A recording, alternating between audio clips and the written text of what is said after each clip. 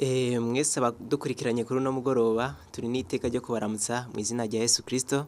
Rero ni ca kiganiro mukunda kandi musanzwe mumenyereye kuri no mbonesha kure Heritage ni citwa Umuntu Muzima.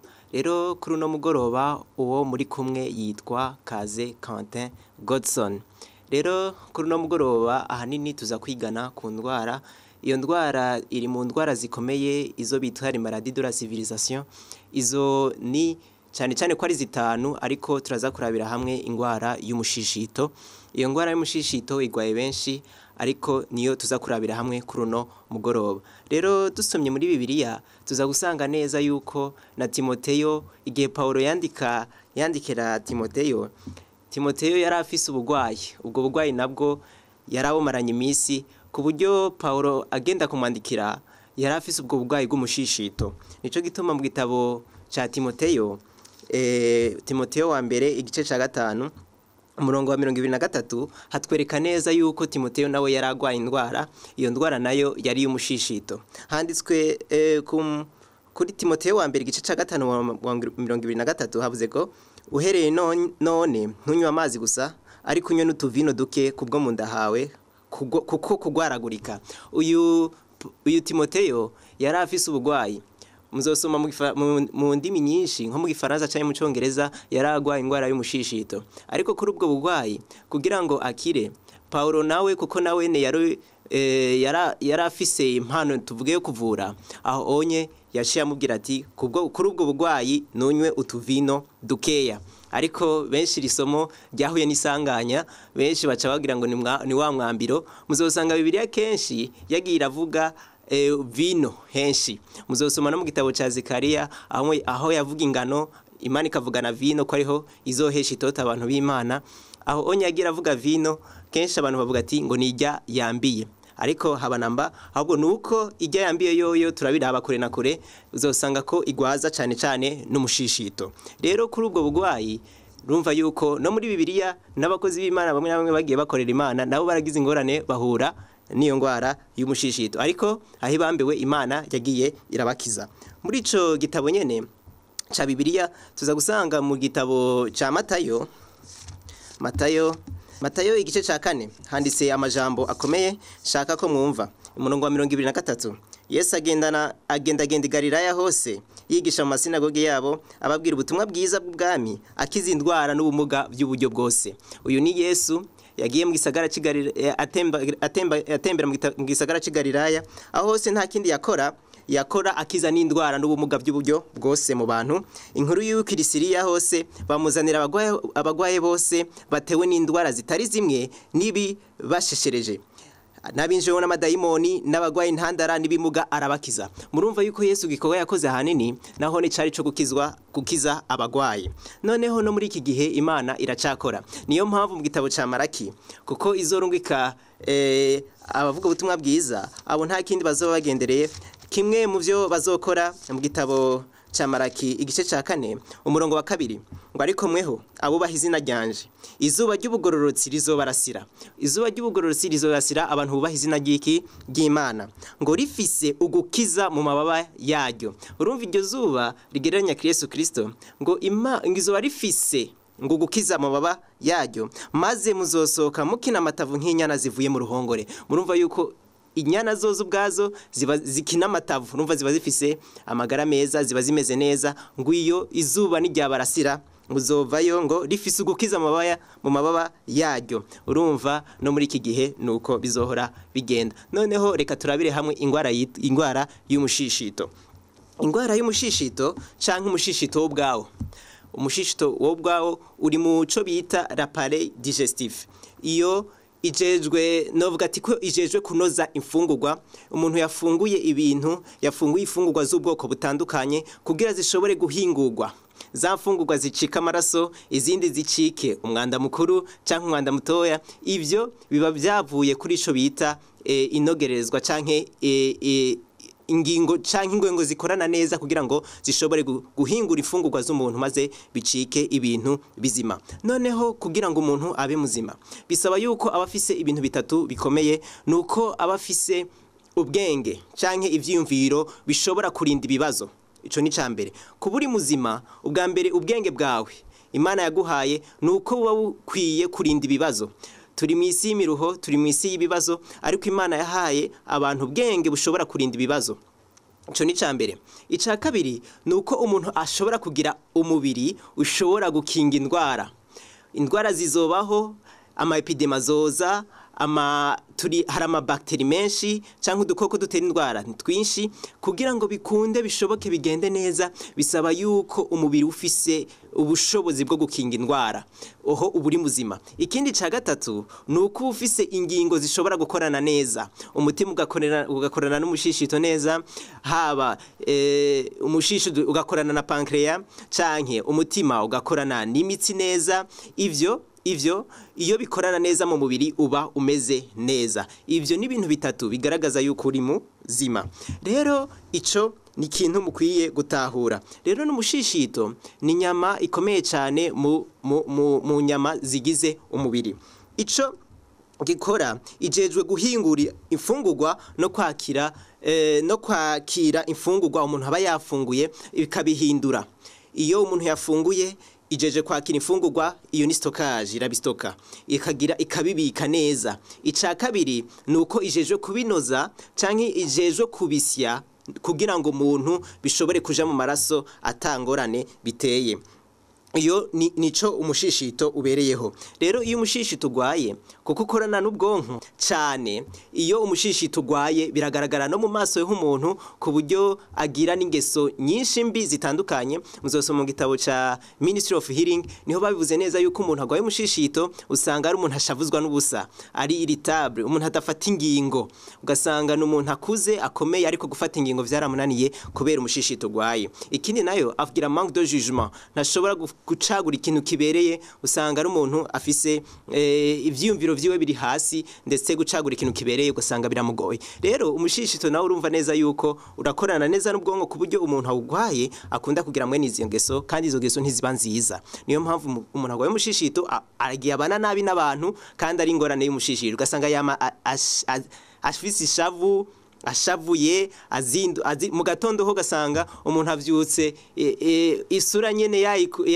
imeze nk'ingumu, gasanga niko ameze, niko yaramutse, kandi ataho yagwanye mu gitanda, atavuye gukubitana umuntu no mu gitanda, ariko gasanga nuko yamerewe. Rero umushishito nico gituma ukwiye kwivuzwa hakiri kare. Rero ico ni cambere mukwiye kumenya ku mushishito. Ariko usomye mu gitabo c'imigani igice ca 17 umurongo wa 22 niho bavuze ngo umutima unezerewe n'umuti ukiza. Mu gitabo c'imigani igice ca 17 umurongo wa 22 bavuze ibintu bikurikira: umutima unezerewe n'umuti ukiza, ariko umutima usavye wumisha amagufa. Iyo umutima unezerewe n'umuti ukiza, ico mukimenye kandi mugitahure. Niyo mpamvu abantu banezerewe kenshi n'indwara zirakunda kutabafata cyane. Niyo mpamvu abantu bakwiye kuza baranezerwa, kuko umutima unezerewe n'umuti ukiza. Noneho estoma ikora gute? Umushishito ukora gute?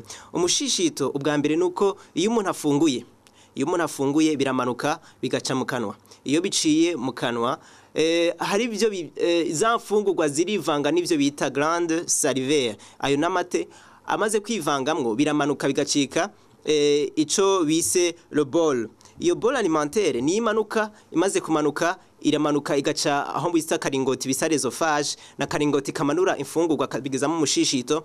Iyo umushishito vyakiriye urabinoza, ariko kubinoza gutangura gusya bitangura haciye iminota 15. Iyo umuntu afunguye, iyo uzurafungura haciye iminota 15 atakindi uraterera mu nda, niho umushishito wiyugara ukiyugara, hanyuma ugatangura umurimo wayo wo gusingya. Rero iyo umuntu ajya buri kanya agira ikibazo cyuko umushishito udasya hakiri kare, nico kibazo ugira. Rero haciye iminota 15 za mfungwa ziba zigeze mu mushishito. Umushishito urekura ibintu bibiri bikurikira: urekura ico bise acide chlorhydrique na pepsine. Ayo ma substance canke ivyo bintu ko ari bibiri bigendereye gushoboza imfungurwa zageze mu mushishito zivanganye nayo niyo acide chlorhydrique ndetse ikivanga na pepsine ni enzyme canke ni ibintu bishobora gufasha kugira imfungurwa zishobore kunozwa neza. Iyo byimvanze mu mushishito biratuma indya zishobora imfungurwa zishobora gusebya neza maze zikavamwo zigashobora kuyungururwa zigasyebwa ku buryo bukomeye cyane. Rero mu mushishito bimara amasaha 3. Aheza amasaha 3 irabirekura ikabicisha mu karingoti bise duodenum. Ivyo bica vyakigwa n'amara matoya, ivyo bise l'intestin grêle. Rero iyo intestin grêle canke urura amara matoya aravyakira maze agakuramwo ivy'ingenzi ibikomeye. Ivyo ibicishije mu tuntu bita velocité utwo velocité intestinale. Utwo novuga ati nutuntu tumeze nk'imishatsi turi mu duto cyane ku buryo batubona mu bacishije muri rugagamisha. Utwo turavyakira tugakuramo ivyangombwa maze bikinjira mu maraso. Ivyo binjiye mu maraso bica bitwagwa n'umutsi bita veine porte. Iyo veine porte nayo irabitwara ikabishikana muco bise igitigu. Igitigu naco kirabinoza maze ikabirungika. Imaze kubirungika ibirungika mu maraso maze amaraso avanze nico bise oxygène akavyivangamwo maze bikaja muri système circulatoire vya bintu bagiye urafungura. Uwo niwo murimo hanini umushishi dukora bifashanije nayo mapare canke inzo ngingo zagiye zirakorana maze hagavamwo ikintu umuntu agashobora gufungura ifungurwa ariko bishoboye kumugirira akamaro. Rero ako nakamaro ko mushishito kambere. Rero umushishito uhuya n'ingorane nyinshi, niyo mpamvu abantu benshi bayigwaye. Ni kubera uhura n'ibibazo byinshi bitandukanye cyane cyane n'utumenyero tumenyerewe ariko tutaritwo utanabajije utanamenyereye no kugira ubibazi vyari byo byukora ariko ukabona n'umubanya bikora ukabona abakuze babikora uko ariko kubibandanya ukabikora uko bituma umushishito ukomeza ugwaye n'abantu benshi. Noneho umushishito niki kikunda kuwuteza. Turarabare symptome canke ibitera umushishito kuko indwara z'umushishito ziri kwinshi ariko ahanini ibizitera ni bimwe. Rero mu gitabo twasomye byinshi bagiye barerekana indwara y'umushishito iterwa n'utumenyero twinshi cyane cyane tutari tumwe. Icambere umushishito ukunda kugwaza imiti yo kwa muganga myinshi kuko bavuga que médicament n'est dépourvu d'effets indésirables. Bisigura neza yuko nta muti n'umwe udafise amaefe cyangwa udafise ingaruka ku mubiri. Niyo mpamvu imiti kubiri bivanze n'ama substance chimique ni myiza ariko nta muti utagira efe ku magara y'umuntu. Ariko muri iyo miti hari ikomeye cyane ikunda kugwaza umushishito. Iyo ni n'ama anti-inflammatoire kandi n'ama aspirine. Izo mwene iyo miti irakunda kugwaza cyane umushishito. Ikindi naco ni binyobwa. Abantu bakunda kunywa ibinyobwa, ivyo binyobwa bikunda kugwaza umushishito. Hariho ikawa, hakaba icayi, iyo n'ama boisson excitante. Izo zirakunda kugwaza umushishito kuko harimo caffeine ndetse bigatuma bikabura ico bise muqueuse. Muqueuse canke novuga ati ni barriere canke ni gikingo gikingira umushishito kugira ngo ntushobore kubabara. Ico iyo unywa amaboisson ameze gutyo canke ibinyobwa bishobora gukabura umubiri birakabura n'umushishito bigatuma umushishito ugendura myoka buke bigatuma umuntu yamagana agwara birungurira ugasanga umuntu yamara aribwa mu mushishito. Ivyo bigatuma akunda kugwara gurika. Iyo ni imiti ukunda kugwaza umushishito. Ico ni twavuze imiti ivyo byari binyobwa. Ikindi naco ni inzoga nazo zirakabura umushishito bigatuma umushishito ukunda kugwara. Ico ni kindi. Hariho ibirungo, abantu barakunda gukoresha ibirungo byinshi ugasanga ibirungo bifise amakorora ugasanga ni byinshi cyane. Ivyo birakunda kugwaza imishishito kandi ibintu bikunda kugwaza umushishito hari inyama cyane kandi ugasanga ni ibintu vyokeje kuko bavuze mu gitabo igitabo kimwe ca Croquer la vie banditse neza yuko iyo umuntu agwaye umushishito agafungura inyama bavuze ngo inyama cyane zokeje kuko inyama zokeje bavuze ngo muri ico gitabo nyene banditse yuko inyama zokeje ikiro cy'inyama zokeje bingana n'umuntu ariko arafungura yanyoye nk'isigareta 600 bisigura ngo ufise wanyoye ipake 200 z'isigareti n'uwari ikiro c'inyama zokeje abo bantu baranganye. Nico gituma abantu bakunda gufungura inyama zokeje bakunda guhura n'ikibazo cyo kugwara kansere y'umushishito. Iyo bazifungura cyane nta kindi baba bagomba kuzokwikwegera kansere y'umushishito. Iyo kansere y'umushishito nayo ikunda kugwara abantu benshi kuko abantu barakunda gufungura ibintu vyokeje cyane. Ico ikindi ni kudafungura ku gihe. Abantu ntibakunda gufungura ku gihe, bisaba iyo umuntu akunda kugira reserve régulière, umuntu agafungura ku masaha. Ivyo birakunda gufasha umushishito kuko uca witegurira urutonde rwiza rwo gushobora gusya imfungurwa. Ico nikindi kandi bigasaba yuko umuntu yafunguye haca amasaha 5 kuko twumvise yuko umushishito imfungurwa zimara amasaha 3 mu mushishito. Amasaha 3 aheze irabirungika kugira iyo systeme izo fungurwa nizagera mu maraso izindi zicike umwanda mukuru. Izo birasaba yuko bisaba amasaha 5.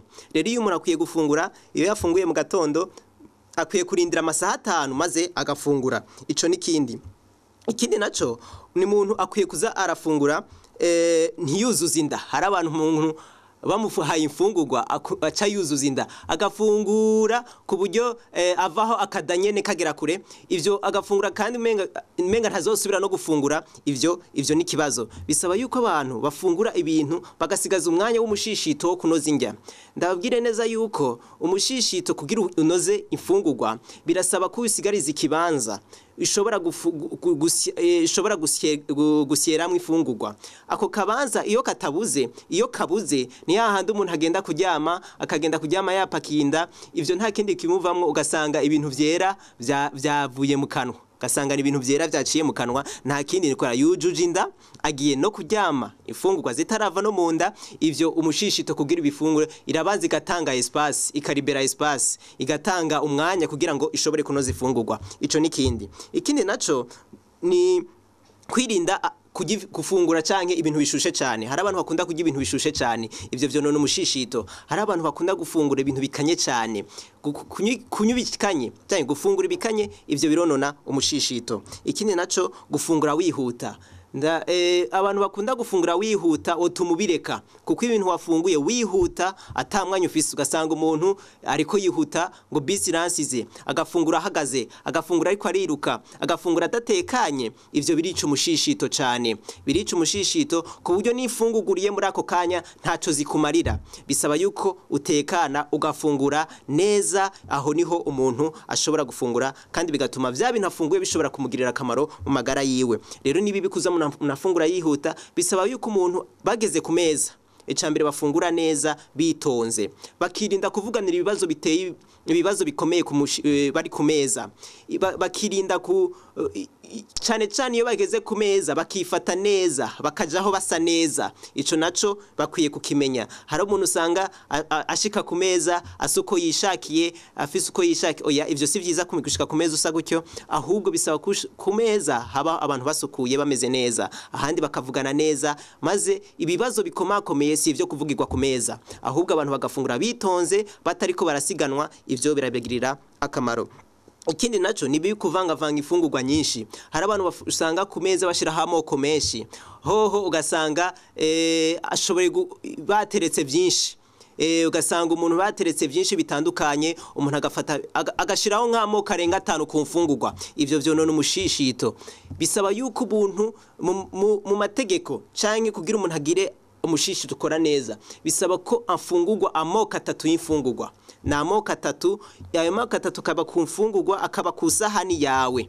Ayo nico gituma nico bigufasha kugira umushishito wawe ukomeze ukora neza. Ico nikindi mu bindi bikunda kugwaza umushishito nuko abantu hari uko bafungura kutariko, ugasanga nivyo abantu bakunda amadesere, ugasanga ivyama barabiherukira bakabifungura mu nyuma canke ibibisi bakabifungura mu nyuma. Ahubwo suko umuntu akwiye gutangura ibibisi, agatangura ibintu bibisi, agatangura recrudité, agatangura ivyama maze agahereza ibitetse. Ivyo nivyo bifasha amagara kuko kenshi iyo umuntu ahereje ku mfungurwa zibisi, ivyo si vyiza si vyiza cyane, ahubwo kubitangura nivyo vyiza kuko umubiri waremewe ahanini kurya ibintu bibisi.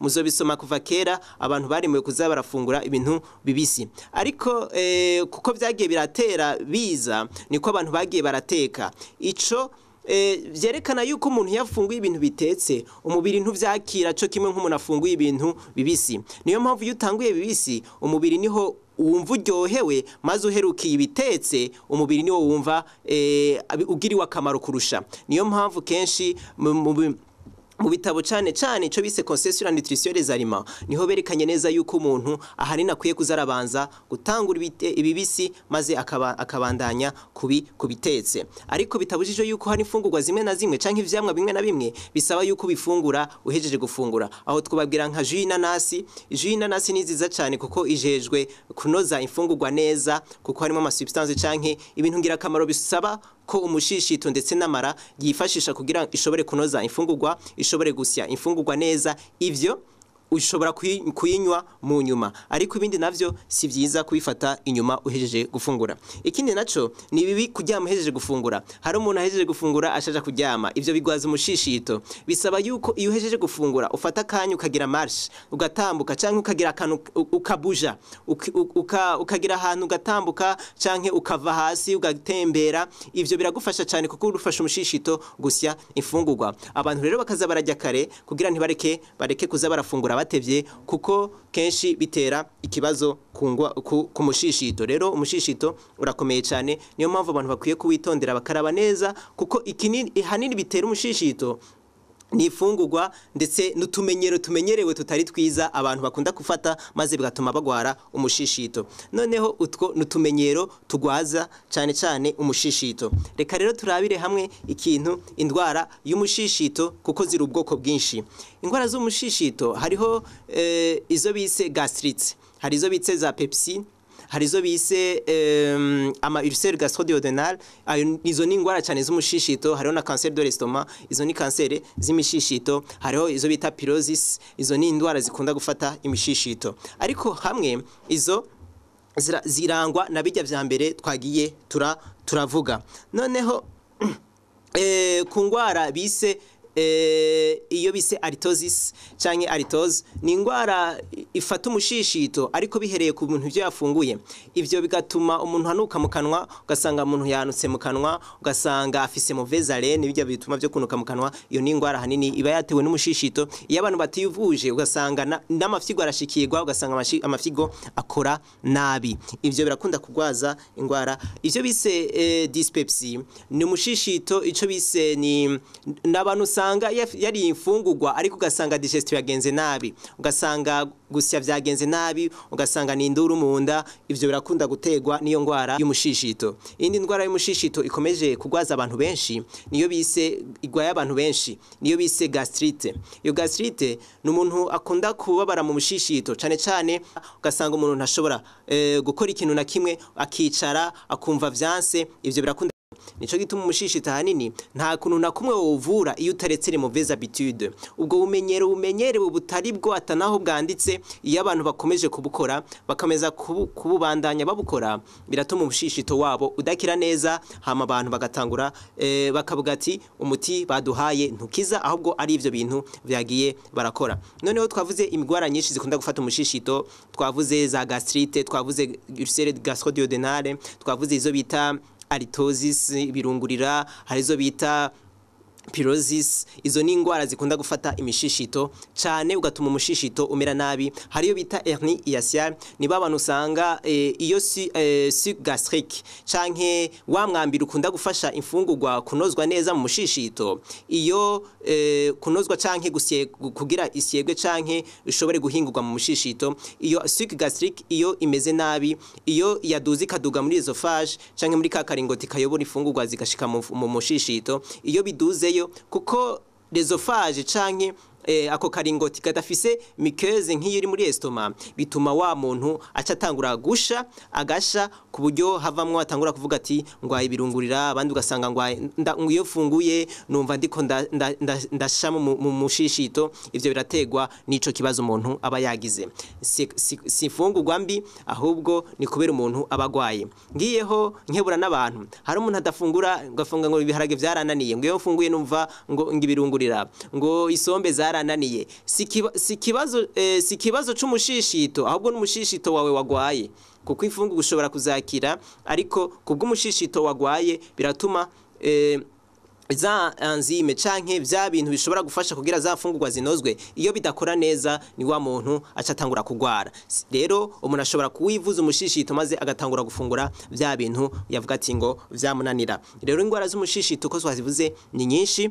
ariko umuti nawo nuwahe kugira umuntu ashobore gukira ingwara y'umushishito icambere akwiye kumva kandi agatahura neza nuko akwiye kwirinda canke agaheba vya bintu bimutera ya ndwara vya bintu twagiye turavuga twavuze gufungura ukaja kuryama twavuze kunywa amazi uri kurafungura twavuze vya binyobwa bikunda gukabura twavuze mu icayi turavuga ikawa turavuga inzoga z'ubwoko butandukanye muri aka gahe nako muri iyo miti isigaye reka tubabwire ivyo bafasha ivyo bagoboka mu gihe mwumvise yuko ibimenyetso vy'umushishito mu bifise muri izo ndwara zitandukanye zikunda guhura n'umushishito rero indwara y'umushishito ahanini ifashwa n'ibibi bikurikira ubwa mbere nuko abantu baza barafata jus de carotte iyo jus ya karoti jus y'ikaroti ni nziza cyane ku bantu bafise ingwara y'umushishito kubera ishobora kuneutraliza acidité gastrique canke ishobora kuneutraliza gastrite canke ingwara y'umushishito